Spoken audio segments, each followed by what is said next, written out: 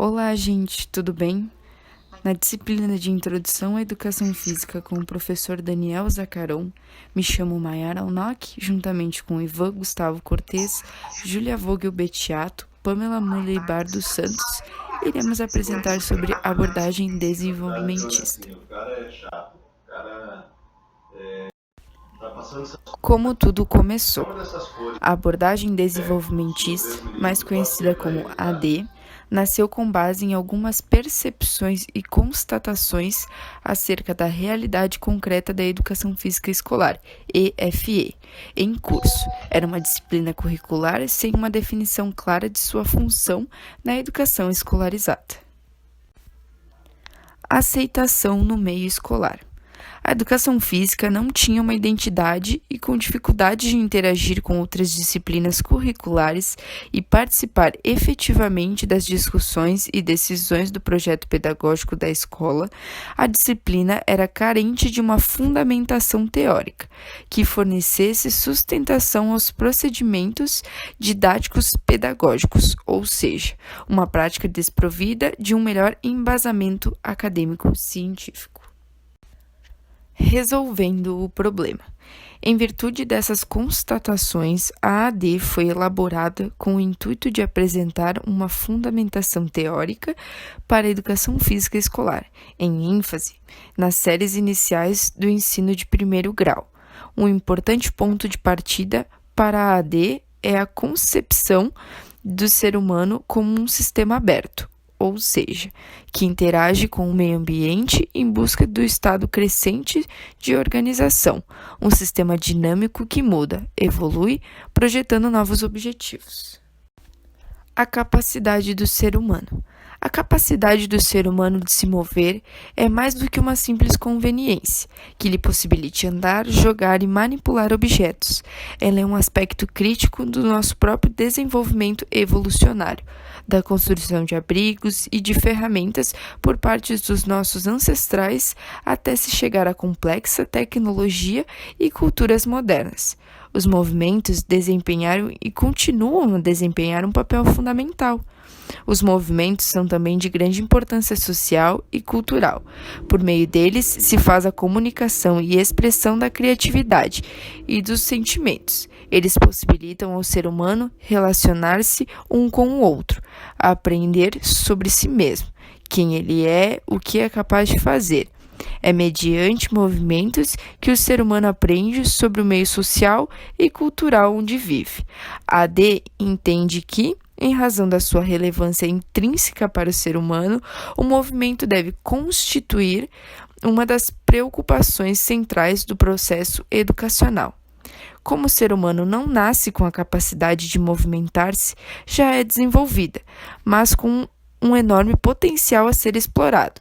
O seu domínio, ampliação e aperfeiçoamento constante pelo processo de aprendizagem revestem-se de um significado educacional inegável, justificando a sua identificação como um dos conteúdos prioritários no processo da educação física escolarizada, devendo ser trabalhado de forma sistemática e organizada.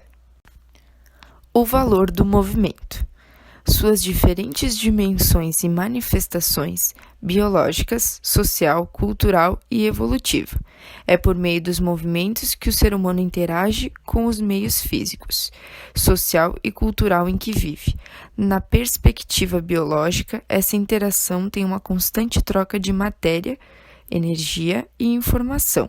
É um aspecto fundamental para a sobrevivência e desenvolvimento de todo e qualquer sistema vivo.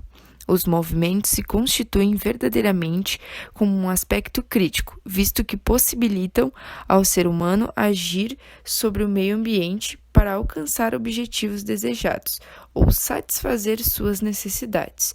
Movimentos são de grande importância biológica para o organismo, no sentido de que eles constituem os atos que solucionam problemas motores. Abordagem desenvolvimentista de completude. Na introdução desse texto, foi afirmado que as críticas recebidas pela AD vieram, na sua maioria, dos acadêmicos, e não dos seus professores atuantes nas escolas. De fato, os debates sobre as diferentes abordagens propostas concentraram-se em ambientes acadêmicos, com foco nas suas bases conceituais, suas matrizes filosóficas, suas identificações ideológicas e suas posturas políticas, e não nas suas implicações na definição dos objetivos, métodos e conteúdo do ensino. Isso ocorreu porque a grande maioria das abordagens, para não dizer todas, não se preocupou com essa questão, ou seja, não apresentou propostas de roteiro completo, e por esse motivo elas não atingiram a atuação dos professores nas escolas. Com razão, o distanciamento entre o ambiente acadêmico e o profissional tem sido denunciado como um dos maiores problemas enfrentados pela área. A prática profissional exige a integração de conhecimentos teóricos e procedimentos práticos. Nesse aspecto, as propostas da EFE, que seria a educação física na escola, deveriam atingir a atuação dos professores nas escolas. Portanto, necessitam ter características do que se podem chamar de roteiro completo, inclusive mostrando a viabilidade de sua implementação e antecipando as suas possíveis consequências. Em outras palavras, propostas que contemplassem desse início filosófico sobre o seu significado e objetivo, conteúdos de ensino devidamente organizados por faixas de escolarização, até metodologias de ensino e de avaliação, de modo a apresentar orientações e sugestões de operacionalização para auxiliar o professor, se não a solucionar, ao menos a formular melhor os seus problemas práticos. Agora eu vou explicar um pouco para vocês sobre a abordagem desenvolvimentista, que existem dois tipos, a de padronização e a de completude. Vamos começar então com a de padronização.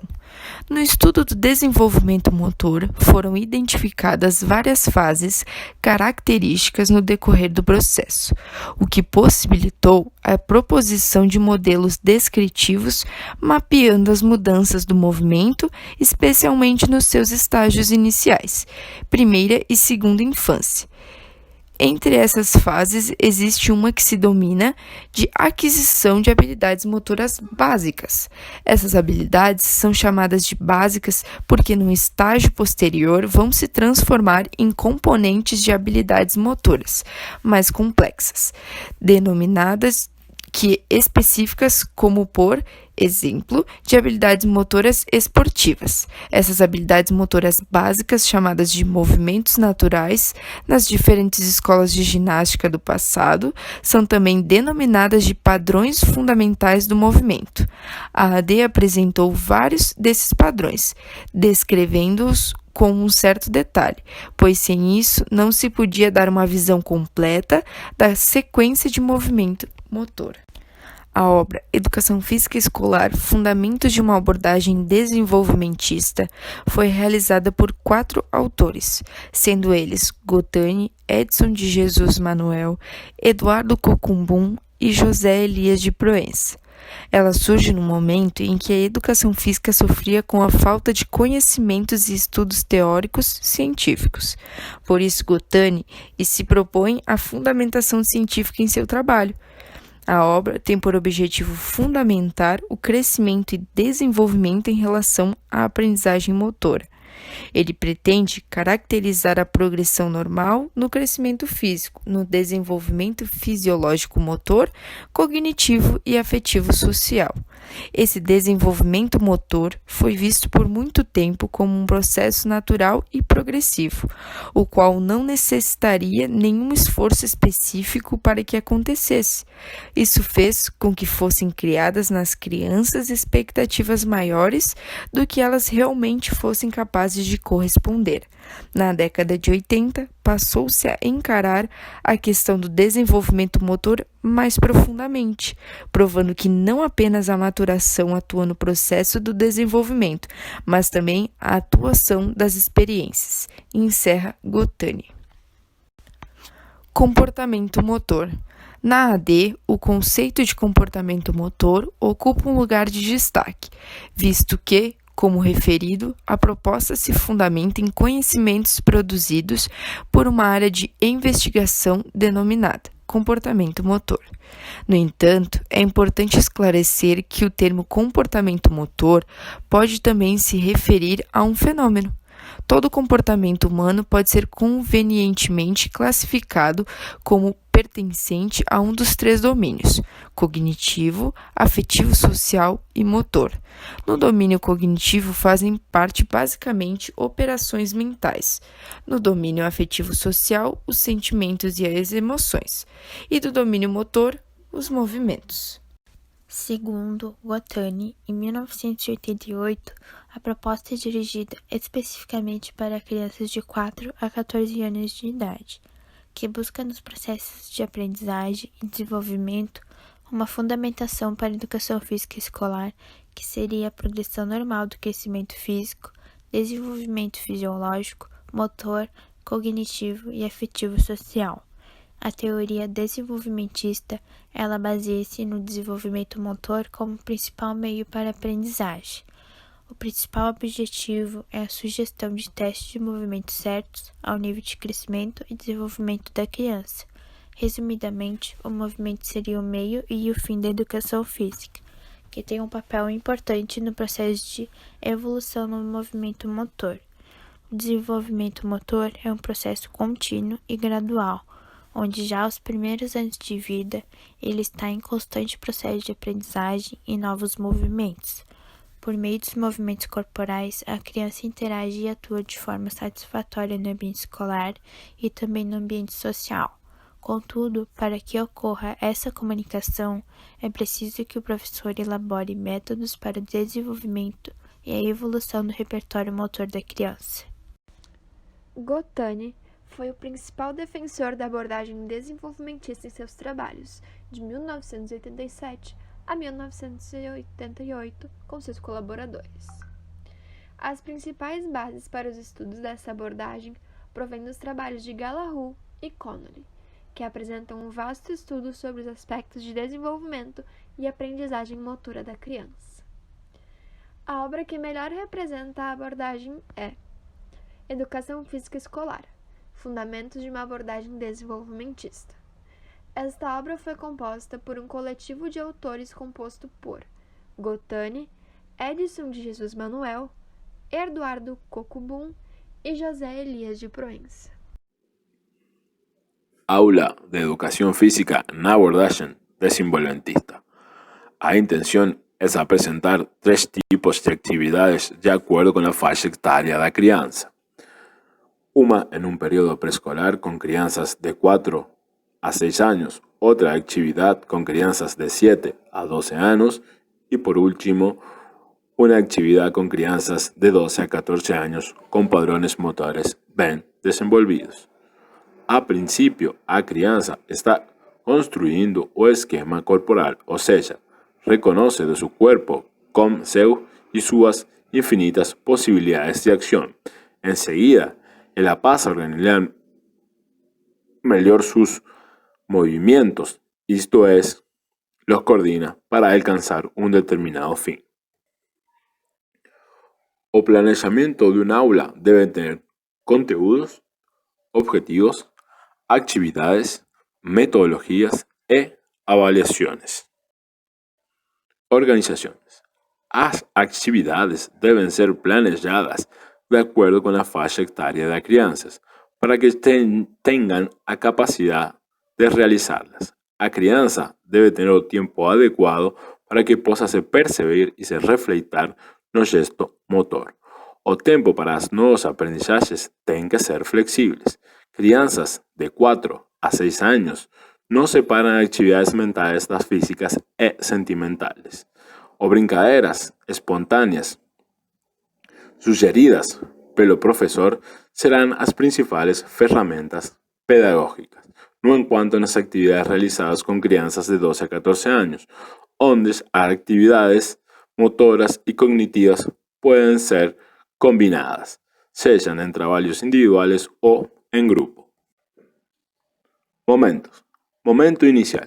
Receber e comunicar aos alunos as atividades e também algumas normas de conduta. Se sugiere a posição em círculo, que o facilita a interpretação, pois proporciona que todos se vejam e sejam vistos. Momento principal. Realização das atividades motoras, visando a atingir os objetivos previstos para essa aula, no sentido de desenvolver o planejado. Momento final. A volta à calma deve ser preferencialmente com atividades de relaxamento e com uma verbalização das experiências motoras. O professor, en ese momento, auxilia a fala dos alunos questionados sobre suas ações durante a aula. Não há intenção de julgamento por parte do professor. Ao terminar a aula, é importante educar a los alunos para guardarem o material. Isso fará que se responsabilicem pelo patrimônio da escola. Exercícios. Período preescolar, de 4 a 6 anos. Montar na sala da aula uma sequência com materiais simples, como um percursor dispostos contornando o espaço disponível. Pode ter, por exemplo, mesa, cadeiras, colchonetes, arcos e cordas. A partir de aí, é bom estimular as crianças a experimentá-los. Por isso, é preciso dar ao princípio um significado a cada material, como a mesa é um buraco no árbol e eles terão que passar rastrejando. A cadeira é uma montanha e devem saltar. O colchonete é um rio e devem nadar. A bómbola, o casco de uma tartaruga e devem pular encima dela. E a corda enrolada no chão é uma cobra. Devem saltar com os 2 pés e correr em seguida. Vivirán padrões manipulativos, locomotores e estabilizadores. Juntos con eles, estarán estructurando su esquema corporal. Actividades de 7 a 12 anos. A criança já adquiere as noções de todo e de todas as partes de seu corpo. Já possui controle e domínio corporal. Tem conhecimento de regras básicas e pode trabalhar em grupo. Comienza a desenvolver lazos sociales.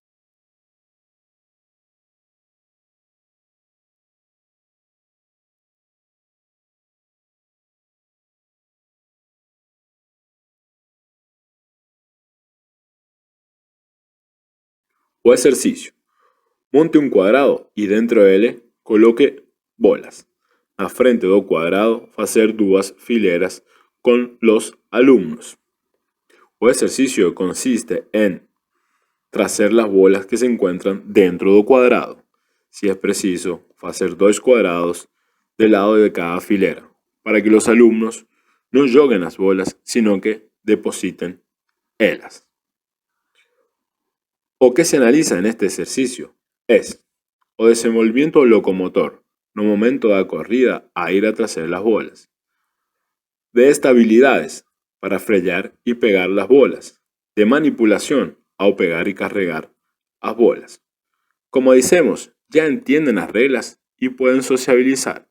Neste sentido, os profesores deben estar presentes para que o ejercicio sea eficaz, evitando maus tratos entre eles, haciéndolos entender a cumplir las reglas y creando un ambiente adecuado para la actividad.